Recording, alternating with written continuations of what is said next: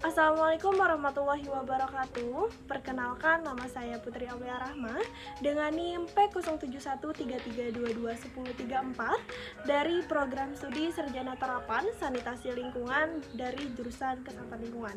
Pada kesempatan kali ini saya akan memaparkan mengenai budaya anti korupsi.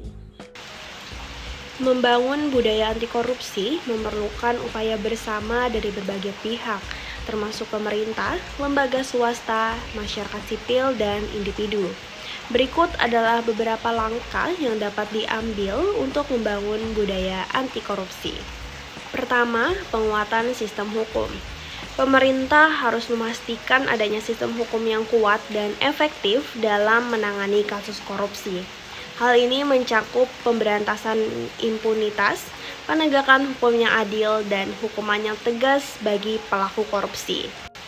Kedua, transparansi dan akuntabilitas. Mendorong transparansi dalam pengelolaan keuangan publik dan aktivitas pemerintahan secara umum merupakan langkah penting dalam memerangi korupsi.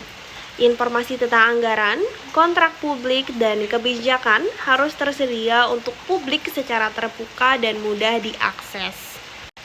Ketiga, penyelidikan dan penyuluhan. Masyarakat perlu diberikan pemahaman yang baik tentang bahaya dan dampak negatif dari korupsi. Pendidikan tentang integritas, etika, dan tanggung jawab sosial harus diperkuat di sekolah-sekolah dan lembaga pendidikan lainnya. Keempat, promosi integritas.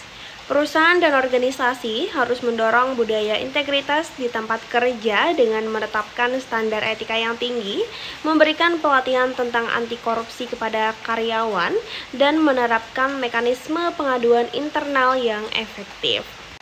Kelima, partisipasi masyarakat. Mendorong partisipasi aktif masyarakat dalam pengawasan dan pemantauan terhadap kegiatan pemerintah dan sektor swasta dapat membantu mencegah dan mengungkap kasus korupsi. Keenam, peran media.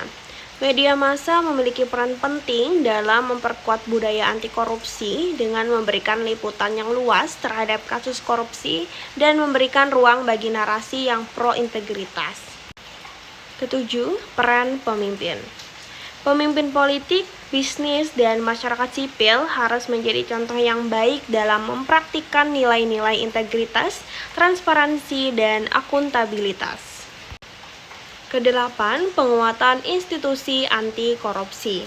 Memperkuat lembaga-lembaga anti korupsi seperti Komisi Pemberantasan Korupsi atau KPK atau lembaga serupa di negara-negara lain dengan memberikan dukungan kelembagaan, sumber daya, dan kemandirian yang diperlukan. Dengan mengambil langkah-langkah ini secara serius dan berkesinambungan, kita dapat membangun budaya anti korupsi yang kuat dan mengurangi tingkat korupsi dalam masyarakat. Nah, itu tadi pemaparan mengenai membangun budaya anti korupsi. Sekian dan terima kasih. Mohon maaf apabila terdapat kesalahan ataupun kekurangan.